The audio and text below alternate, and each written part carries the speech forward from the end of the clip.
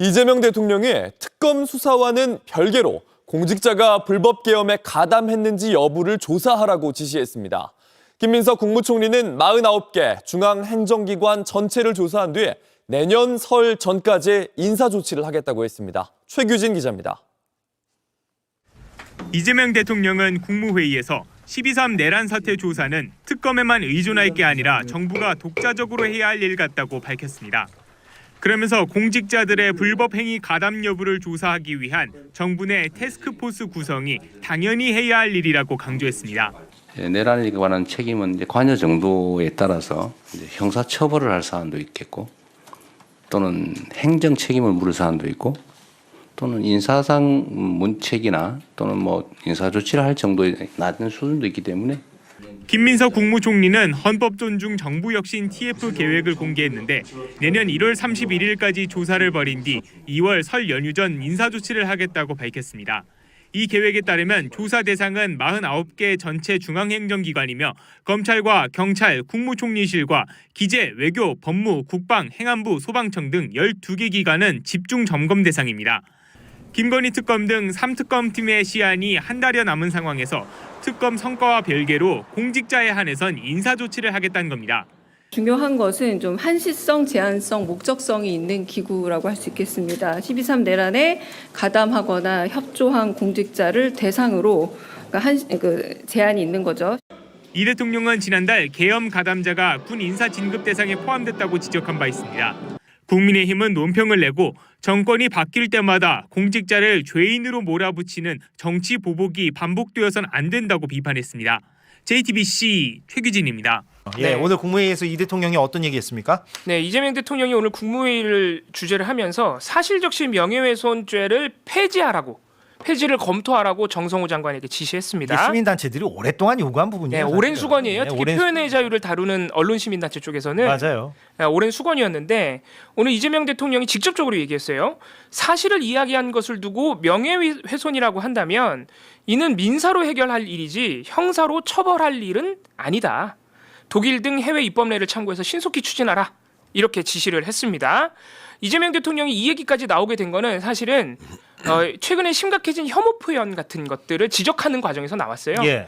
특히 이게 5개 광고물법 개정으로 정당 현수막은 지금 지자체 허가 없이 막 걸 수 있거든요. 아, 예. 그 지자체 누가 걸었는지 전화번호 정도만 적으면 무조건 다 걸 수 있습니다. 정당 현수막은. 근데 그렇다 보니까 최근에 걸 수 있는 장소는 정해져 있어요. 장소는 정해져 있습니다. 장소는 정해져 있어요. 예. 아무데나 막 걸 수는 없으니까. 네, 근데 예. 일반 시민들은 이거 지자체 전화해서 이거 다 승인 받고 걸어야 되거든요.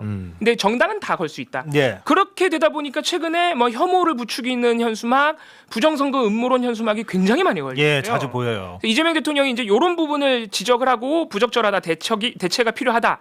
그리고 고위 공직자들마저도 인종 혐오 차별 발언을 하고 네. 문제가 심각하다 이런 얘기를 하다가 이제 이런 문제들을 어떻게 해결하는 부분에 대해서 얘기를 하다가 근데 사실적시 명예훼손은 좀 부적절하지 않느냐 이렇게까지 얘기가 간 거예요. 아, 그 사실은 어떻게 좀 좀 다른 얘기인데 얘기의 맥락이 있었다라는 것이죠. 네네. 그래서 사실적시 명예훼손은 형사처벌하는 것은 폐지하도록 검토를 하라고 지시를 했습니다. 이게 사실은 거의 우리나라에만 있다고 제가 맞아요. 형사로 네. 처벌하는 게. 이게 뭐냐면 예. 사실적시 명예훼손을 정말로 이게 사실적시에서 명예훼손이 되는 걸 처벌할 수 있는 걸 가려내면 좋은데 만약에 누가 이렇게 얘기를 한다고 쳐봐요. 야, 김정환은 너무 뚱뚱한 것 같아. 사실입니까? 의견입니까? 그 의견입니다. 사실이에요. 이게요. 박선 씨 얘기 보세요. 예. 시원하게. 사실이라고 봐야죠. 요 부분이에요. 요 부분이에요. 요 부분. 예, 그러니까 바로 뭐냐면 예. 이 사실과 의견이라는 것이 현실 사회에서 우리가 대화할 때는 이 경계선이 너무 모호해요. 애매하다. 두 분모 가르듯이 할 수 없다. 네, 다를 수가 없어요. 예. 그렇기 때문에 사실적시 명예훼손이라는 게 자신의 의견을 제시했음에도 불구하고 충분히 사실로 평가받는 경우들도 많이 있거든요. 이것을 처벌해야겠다라고 마음을 먹으면 그 형사라는 거는 원래 내가 억울한 범죄를 당하면 국가가 이 범죄자를 처벌하겠다. 사적 보복을 하지 말라는 거잖아요. 근데 이런 게 있어요. 나 물건을 도둑 맞았어. 내 지갑을 누가 훔쳐갔어. 그럼 경찰이 와서 CCTV도 보고 이렇게 누가 훔쳐갔는지 수사를 해줘요. 누가 나를 명예훼손했어라는 거는 현재에도 경찰이 와서 명예훼손을 누가 어떻게 했는지를 수사해주지 않거든요. 내가 증거를 가져가서 떠먹여주는 범죄로 자리를 잡았어요. 왜냐하면 이 명예훼손 범죄가 국가의 경찰력을 너무 낭비하고 있어요. 너무 사건이 많죠. 네. 서로 얘기하다가 기분 나쁘면 누가 옆에서 듣고 있으면 사실적시 명예훼손이 되는 거예요. 그러니까 여러 가지 효과를 봤을 때 이것이 사실은 국가의 경찰력 낭비가 사람들이 기분 나쁘면 사람들하고 이야기를 할 때 누구나 다른 의견을 가진 사람과 이야기를 하다 보면은 조금씩은 다들 명예훼손감을 느껴요. 느끼거든요. 기분 나쁠 수 있으니까. 근데 그런 것들을 법의 잣대로 형사 처벌을 하지 말라. 이게 이제 사실적시 명예훼손죄를 폐지하자는 강한 근거가 되는 거예요. 약간 구분해야 될 게 네. 허위 사실을 적으면서 네네네. 명예훼손을 하면 그것도 이제 허위 사실을 굉장히 고의적으로 예. 한 경우에는 그건 남겨둬야 되잖아요. 그런 거는 남겨두자라고 보는 그 거죠. 여전히 네. 그 허위 사실을 적으면서 명예훼손을 하는 것은 죄가 되고 그럼요. 지금 형법에서 죄가 되고 그것을 건드리자는 건 아니고 네네. 다만 네네. 사실을 적었을 때도 명예훼손이 되는 경우에 네. 지금은 처벌하고 있으나 처벌하고 있죠. 그거를 처벌하면 네. 안 된다라는 게 대통령의 의견인 거잖아요. 네. 예. 예를 들어 제가 음. 김정한 변호사는 실제로는 돈가스를 좋아하지도 않으면서 이미지 메이킹을 위해 돈가스를 그건 사랑하는 의견이지. 그거는 허위 사실 유포, 허위 사실 명예훼손이죠. 완전 허위 사실. 이건 이게 허위 사실. 네, 그렇죠. 객관적인 사실과 완전히 반대되는 반대되는 것을 거니까. 객관적인 사실이 아니라는 것을 고의로 인식하고 명예훼손을 위해 흥분하셨어요. 여러 사람에게 얘기한 그 허위 사실. 아 근데 또 명예훼손. 구분해야 될 게 의견은 또 처벌이 안 되는 거잖아요. 의견은 처벌이 안 된다고 봐야 되는데. 그렇죠. 예를 네. 들면 의견을 물론 그 의견에 뭐 예를 들면 욕설 들어가고 막 이런 그런 것도 것도 모욕이라는 범죄가 있는 거잖아요. 모욕은 이제 어떤 추상적 네. 표현을 그 어떤 평가를 훼손시켰다. 그 사람의 평가를 훼손시켰다는 건 사실은 평가를 훼손시켰다는 것도 굉장히 주관적인 거예요. 아 그렇죠. 이게 다 판사가 다 판단할 문제인데. 그러니까 그게 예. 너무 법적으로 좀 문제가 있어요. 애매하죠. 차라리 그러면 그런 부분을 그러면 놔두란 말이야? 그럼 모욕죄도 놔두고 사실적시 명예훼손을 그럼 처벌하지 말란 말이야라고 하는데 우리 사회에서는 어떤 손해를 배상하는 방법이 돈이에요. 예. 그러니까 이렇게 생각하시면 돼요. 어떤 사람이 권리의 침해를 당하면 그것을 배상받는 방법은 두 개밖에 없어요. 내가 행위를 돌리는 경우, 뭐 행위 돌리는 경우도 있어요. 근데 뭐 누가 거부 처분하면 다시 해주는 행위를 돌리고 아니면 돈 받는 것밖에 없거든요. 그리고 제3의 방법으로 국가가 그런 행위는 하지 마라고 금지해 놓고 그거를 처벌을 하는 거거든요. 예, 이제 그걸 강하게 처벌함으로써 그 행위를 하지 못하도록 하는 건데 결국은 그런 명예감이라든지 이런 부분에 대해서 민사소송으로 충분히 손해배상을 받을 수 있다. 이걸 전제로 하고 있는 거예요. 예. 네. 사실적시 명예훼손은 그래서 형사적으로 형사 처벌할 일은 그것만 아니에요. 없애자는 겁니다. 민사소송은 뭐 어차피 당연한 그런 거죠. 거니까. 민사소송은 어차피 액수를 오히려 올리자고 하는 거죠. 예. 현행법상 형법과 정보통신망법에 사실을 적시했음에도 타인의 평판을 의도적으로 저하할 경우에는 징역 2년 이하, 500만 원 이하의 벌금 이렇게 처하도록 형사처벌 규정이 있습니다. 네. 이걸 없애자는 거겠죠. 예. 네. 그 이제 표현의 자유와 상충되니까. 네. 이게 찾아보니까 2021년 2월에 헌법재판소에서 5대4로 합헌 결정이 난 적이 있어요. 아, 아슬아슬했군요. 예. 이게 그러니까 헌법소원이 있었던 모양이에요. 네. 그런데 5대4로 가까스로 합헌 결정이 났는데 그때 당시에 헌법재판소가 합헌 결정을 내린 이유가 예. 징벌적 손해배상이 인정되는 다른 나라와 달리 한국은 민사적 구제 방안으로는 형벌과 같은 예방 효과를 보기 어렵다. 그래서 제가 네. 민사와 관련돼서는 액수를 올리자라는 게 방금 바로 말씀하신 나오는 거. 거예요. 그러니까 민사로 구제받기에는 너무 약하다. 너무 약하다. 그러니까 합헌이다. 네. 라고 판단을 했었다. 네. 헌재가. 그래서 헌재가 합헌 결정을 내릴 때 이 징벌적 손해배상을 언급했던 점도 좀 눈에 띕니다. 네, 그렇군요. 야, 근데 진짜 이거 사실적시 명예훼손은 어쨌든 지금까지는 재판이 이루어지고 있는 거니까. 그러니까 근데 그런 것도 고려를 해봐야 돼요. 뭐가 있냐면 우리 법 이제 원칙 중에 불법의 평등을 주장할 수 없다라는 게 있거든요. 아, 어렵습니다. 이게 뭐냐면 내가 담배꽁초를 길거리에 버리거나 무단횡단을 했는데 잡아요. 그럼 내가 다른 사람도 다 담배꽁초 버리고 다른 사람도 다 무단횡단하는데 왜 나만 잡아요? 그러냐. 이 주장이 안 돼요. 안 되죠. 주장이 그럼 안 되거든요. 예, 운이 나쁜 거지 뭐 걸린 게. 근데 사실은 우리가 살다 보면 여러 사람들과 대화하는 과정에서 그 사실적시 명예훼손과 관련된 조금씩의 문제들이 다 발생을 발생하죠. 하는데 예. 이것이 감정적으로 굉장히 좀 문제가 생기거나 할 때 그거를 물고 넘어지는 거예요. 가장 쉽게 사실적시 명예훼손이 이루어지는 경우가 바로 이혼 소송에서 이루어지거든요. 이혼 소송을 할 때 저 사람이 이러저러 행동을 했는데 이러저러해서 힘들었다. 이걸 이제 그 사실적시 명예훼손과 관련된 문제들이 막 발생을 하고 그래요. 그럼 어떤 사람은 고소하면은 그게 사실적시 명예훼손죄가 되고 어떤 사람은 안 되고 이것 자체가 너무 사람들 간의 괴리도 커요. 그러니까 제 말은 사실적시 명예훼손을 하는 것이 바람직하다는 게 절대 아니에요. 그러니까 그런 경우들이 있어요. 사람들이 어떤 형벌을 좀 폐지하자라고 하던가 얘기를 할 때 뭐 예컨대 예전에 뭐 간통죄를 우리가 폐지해야 된다라고 하면 간통을 옹호하는 거냐? 절대 아니에요.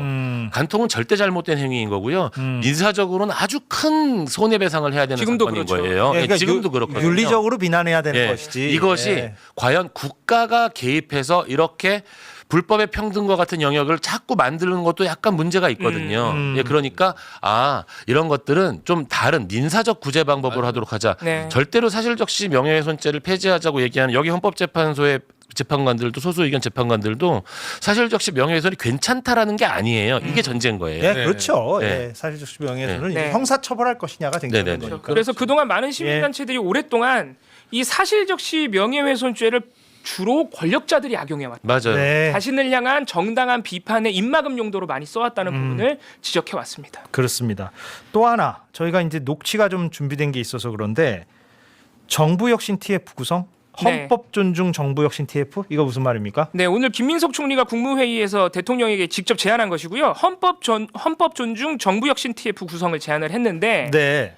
지금 내란 수습이 좀 시간이 많이 걸리고 있잖아요. 수사와 예. 재판이 지연되면서 그러는 사이에 지금 공직자 사회에도 내란에 협조했음에도 불구하고 승진하거나 자리를 지키는 사람들이 있을 것으로 보인다. 있죠. 그래서 곳곳에. 이참에 정부가 나서서 특검과 별개로 정부가 나서서 공직 사회에 있는 그런 사람들은 스스로 좀 자정해야 되지 않겠느냐라고 제안을 한 것입니다. 한번 듣고 와서 좀 더 부연 설명하죠.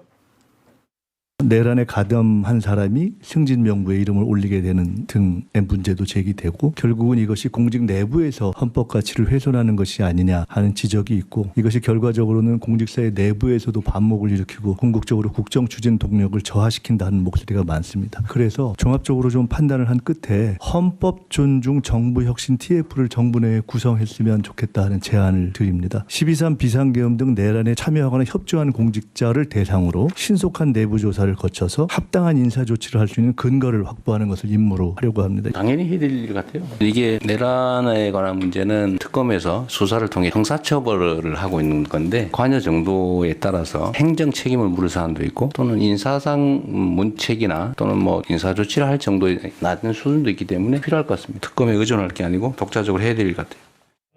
네. 별도로 형사처벌과 별도로 예를 들면은 내란 때 이봉우는 은근히 막 협조했어. 곽수산이 보기에 저 인간 정말 괘씸하다라고 생각하는데 심지어 승진해서 승진해. 곽수산은 그때 막 정당하게 잘 내란에 협조도 안 했는데 그럼 곽수산이 열받죠. 그렇죠. 그럼 공직 기강이 잡히겠습니까? 그러니까요. 내부 어떤 그 동력이 생기겠습니까? 네, 불만이 생기죠. 그렇죠. 이건 저는 바로 안에서 또 한 번. 그런데 예를 들면 이봉우의 행위가 또 막 형사처벌할 정도까지는 그렇지. 아니야. 애매하게.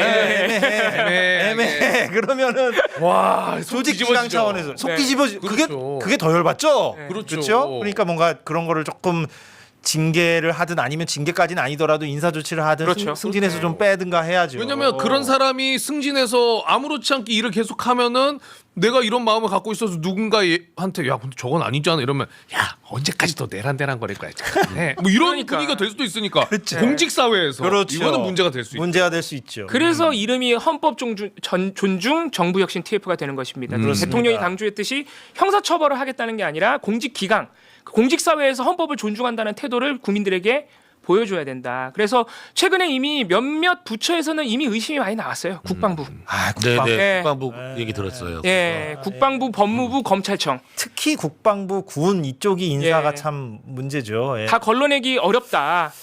그래서 승진된 사람도 많다. 국방부, 법무부, 검찰 쪽에서 이미 의혹 제기들이 있었기 때문에 예. 아마 오늘 이런 제안과 지시가 이루어진 것 같습니다. 네. 그럼 혹시 많이 걱정을 하시는 분들 입장에서는 그러면은 어떤 형사처벌 정도에 이르지 않지만 무엇인가 내란과 관련된 방조 수준이다. 그래서 징계를 받아야 된다. 또는 인사문책기 관련된 것이 어떤 자의적 인사가 이루어질 수 있지 않냐라고 걱정할 수도 있지만 그러네요. 예. 생각보다 우리 법이 굉장히 촘촘하게 돼 있어요. 그게 무슨 말이에요? 자의적 인사가. 그러니까 뭐 이제 본인이 본인이 승진시키고 싶은 사람을 승진시키기 위해서 다른 사람을 뭐 이렇게 내란 너 방조한 거 아니냐라고 막 이런 약간 뭔가 그런 다른 목적으로. 다른 목적이 네. 있을까? 김정환 네네. 상사야. 네. 이봉우를 예뻐해. 곽수사는 뭔가 안 예뻐해. 그래서 뭔가 그런 내란과 연관시켜서 설명을 하고 그러니까 핑계를 대고 내란 때문에 그렇게 온 국민이 힘드는데 너는 살도 안 빠지고 너는 그렇게 계속 계속 먹고 있고 진짜 막 그렇죠. 마음 이런- 편하게 이게 계속 자의적인 먹느냐. 인사. 네, 자의적인 인사가 되는 건데 대한민국 인사와 관련돼 가지고는 그 수많은 그 징계 사건과 관련된 그러니까 그 권리 회복과 관련된 절차들을 다 가지고 있어요. 억울한 부분에 있어서는 충분히 거기에 대한 이의 신청 제도부터 시작을 그렇죠. 해가지고 행정소송 제도가 다 마련되어 있기 때문에 저 상황에서 조금이라도 억울한 부분이 있으면 걸러낼 수 있는 제도조차 있다. 그러니까 걱정 안 하셔도 된다. 예. 억울하면 뭐 소청 신청하면 그럼요, 되고, 예. 그럼요. 예. 그 기사가 또 이렇게 떴네요. 예. 헌법 존중 정부 혁신 TF 아까 말씀드린 그것 49개 중앙기관에서 21일까지 구성한다. 이게 열흘 남았네요. 예. 그러니까 신속하게 한다. 그래서 1월에 마무리한다. 그렇죠. 이걸 또 계속할 수는 없고요. 그렇죠. 빨리 하고 마무리해야죠 또. 그래요. 이게 왜냐하면 또 주연되면은 조직이 또 뒤숭숭해질 수 네. 있으니까 그래서 1월에 마무리해서 골라낸다. 이런 의미인 것 같습니다.